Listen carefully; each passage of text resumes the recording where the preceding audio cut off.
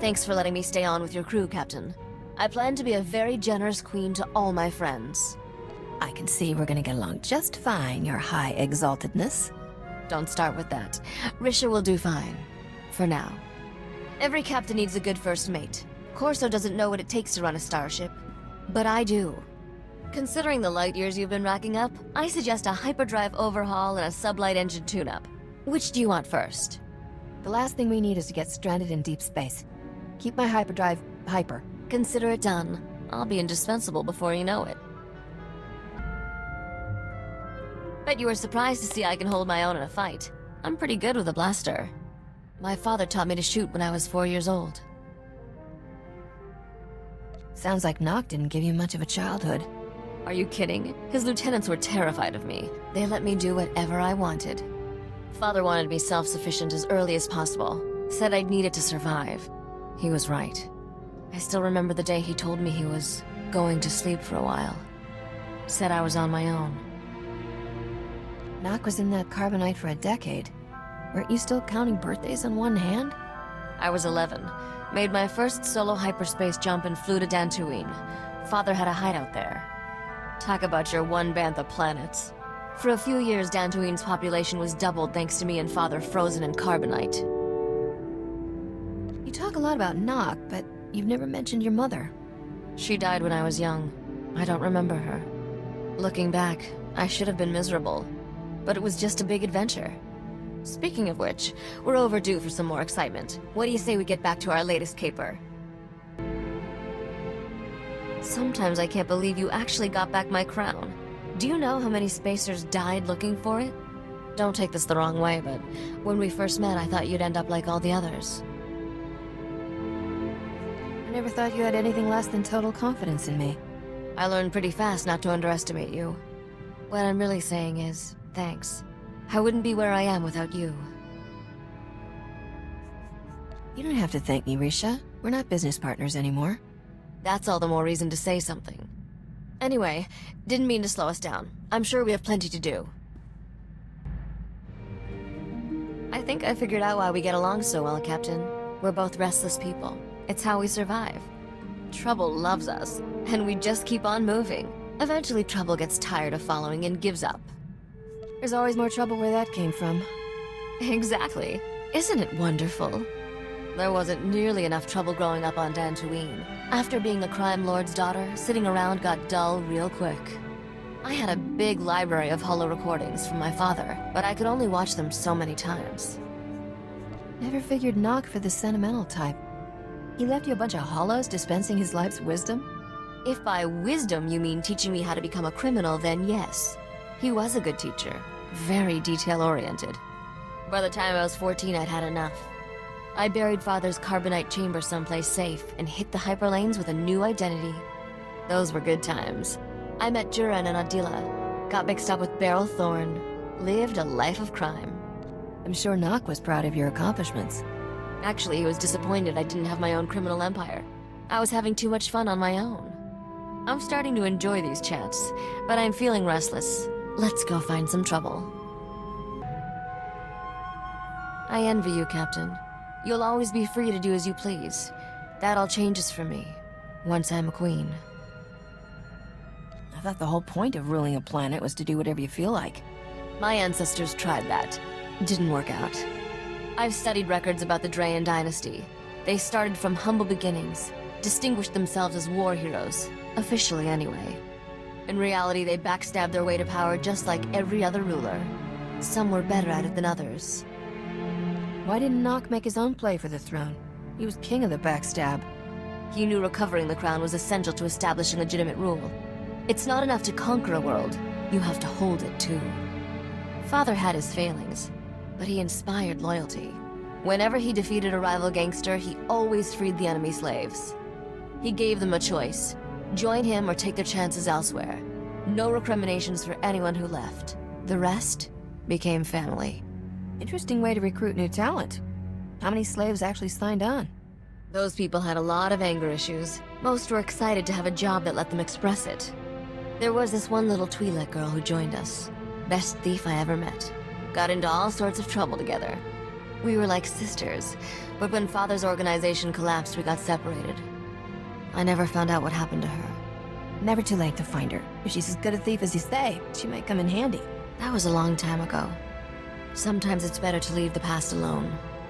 You're really bringing out my chatty side today. That usually means I need to get some exercise. Let's find something more exciting to do than stand around. I'm reviewing the holovids of Drayen. Beautiful planet. Amazing oceans and forests. One of these days I'll have to see it in person. Why wait? Give me the coordinates. I'll have us there by dinner time. Throttle down, Captain. Don't you think I'd have visited by now if I could? Father warned me to stay away from that planet before he went into hibernation. The spaceport has genetic scanners keyed to the Drayen bloodline. The King's doing everything in his power to keep me away. I'm not taking over without inside help. Until then, I have the holovids. If I'm going to take over Drayen, I can't keep looking for allies in the same old places. The scum of the galaxy isn't as useful when you're stealing a throne. I need a better class of accomplices. You can't steal anything big without some corrupt officials on your payroll. There are some interesting rumors out of Drayen. Turns out the aristocracy is unhappy with the king. Some nobles are secretly rebelling. Taxes are the leading cause of rebellions. I bet that's the problem. You have such a wonderfully simple view of politics. It terrifies me how often you're right. Drayen is turning into another Alderaan. A new queen could prevent that, assuming she had the aristocracy's support. But that means taking this game to a new level. You up for that? You're the one steering the ship. I'm just along for the ride. That's not exactly true, but thanks for the vote of confidence. That was confidence, right? I've put out feelers to some key Drayen nobles. When one of them bites, be ready to pounce. In the meantime, we have plenty of other business to keep us occupied. My search for allies in Drayen's aristocracy has been interesting. Got an offer from a lesser baron. What a piece of work. Guy must think I'm an idiot. Took 2 minutes to verify he's a spy for the king. He was baiting me into a trap. Know what I like to do with traps? Turn them against whoever set them. Just one more thing we have in common. I sent the spy a phony meeting request from Nar Shaddaa. He's sending friends to help me. They're in for a surprise. Couple of Hutts owe me a favor. They promised to record the whole thing. I'll send the king a copy. Never thought I'd say this, but you're my favorite partner in crime. You make beating the odds look easy, Captain. That may be the biggest compliment you've ever paid me. I like to mix a little praise with the insults. Keeps you off balance. I've definitely learned a few dirty tricks from watching you work. Think I might have found a few of my own. We'll find out at our next death-defying showdown. I can't wait. You probably think I'm chasing Drayen's throne to get rich, don't you?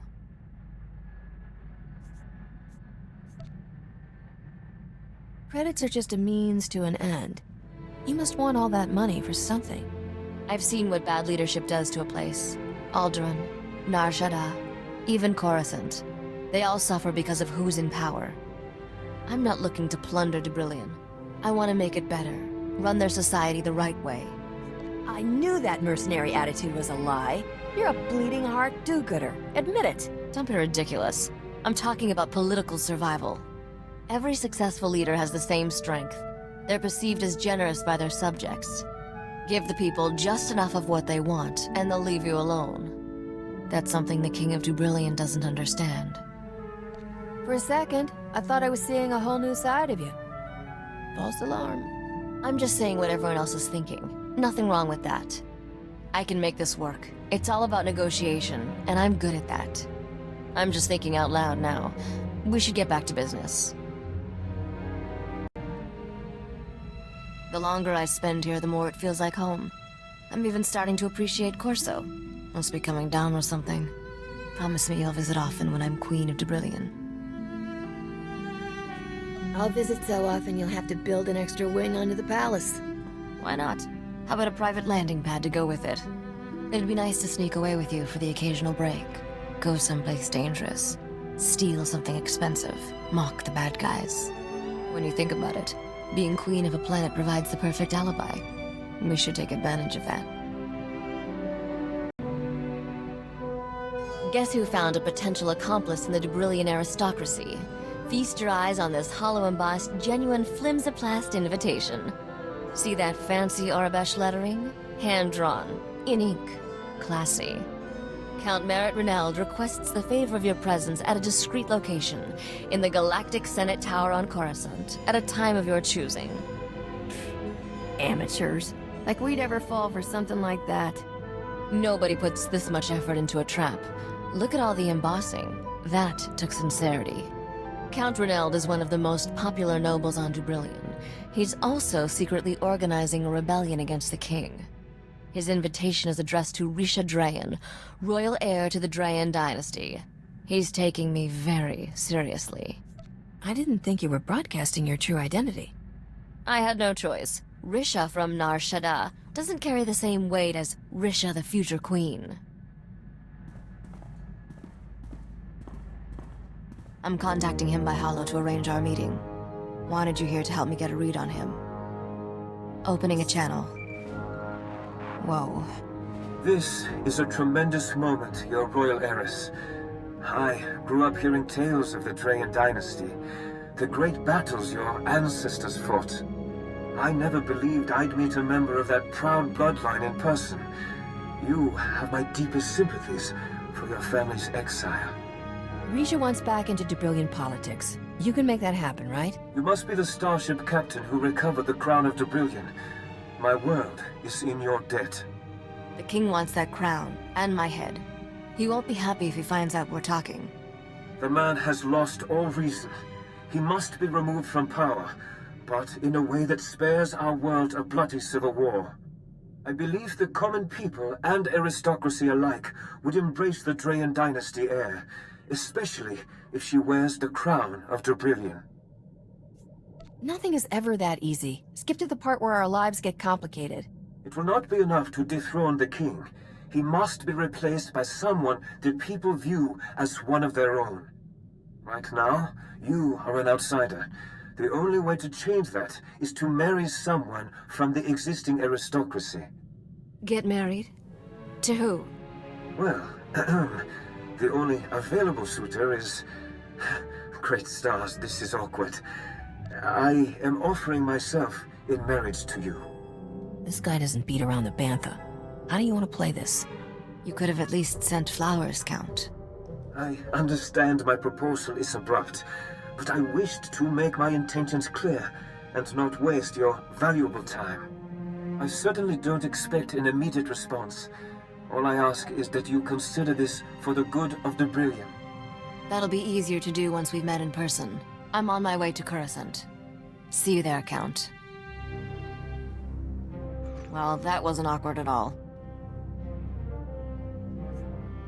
The Count was a lot nicer than most of the people we deal with. Hard to be sure over the holo, but I'm comfortable enough to meet him in person. Under the circumstances, I should probably take this meeting alone. Be back soon, Captain.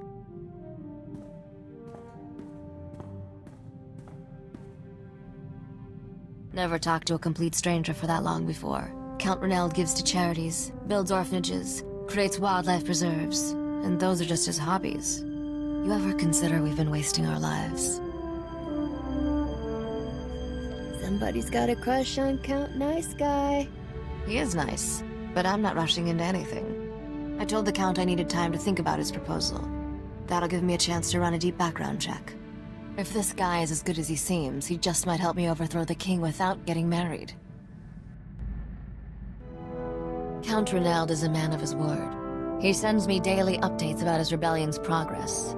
Incredibly sweet, beautifully written updates. I knew taking Dubrillion's throne would be a challenge, but this is getting complicated. Merritt's every bit the man he appears to be. Even the dirt I've dug up on him turned out clean. I can't wait to hear what skeletons are rattling around his royal closet. He stole the crown jewels when he was 5, got a slap on the wrist, and he's been clean ever since. Seriously. Nothing about this guy triggers warning bells. When it comes to husbands, I could do a lot worse. I'll stop bothering you. I needed to talk, and you're the only person who understands me. I'm always here if you need me. I'm sure there's trouble somewhere with our name on it. What do you say we go take all its credits? I was prepared for almost anything if it meant becoming queen. Foiling assassination attempts, fighting wars, bunking on this ship for years. Just kidding. Marrying the Count was never part of the plan. Can I really do that? Never back yourself into a corner, I always say. The Count seems nice right now, but someday he'll be fat and old. The medtechs on Drayen can work miracles. I've seen 80-year-olds passing for 20. That's what I plan to do. Ugh. I hadn't even thought about producing heirs. Not that he wouldn't be a great father. This conversation's officially given me a headache. Let's go do something outrageous.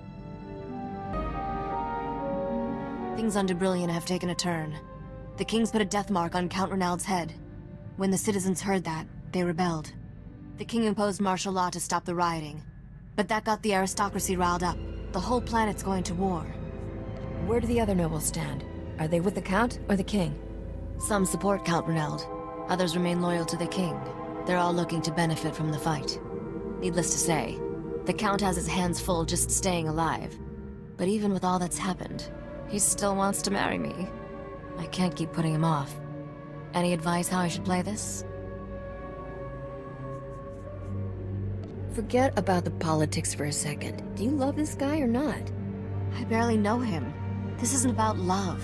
I need to figure out what's best for my long-term plans. Oh, perfect. Time's up. That's him calling on the Hollow. All right. Let's do this.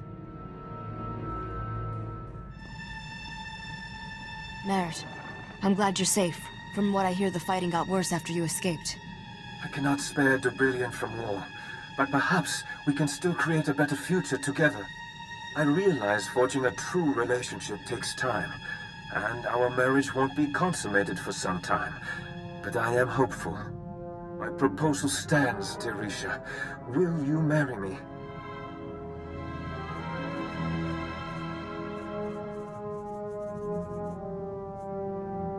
Count, could you excuse us for a minute? The way I see it, this guy hasn't given you nearly enough gifts to tie you down forever. I say you lead him on for a while and see just how serious he is about you. I wasn't gonna marry him anyway. I don't want to spend my honeymoon running for my life. Merritt, I feel like we're rushing into things. We should take our time. For the good of Drayen. You're absolutely right. Let us part as friends. Farewell, Risha.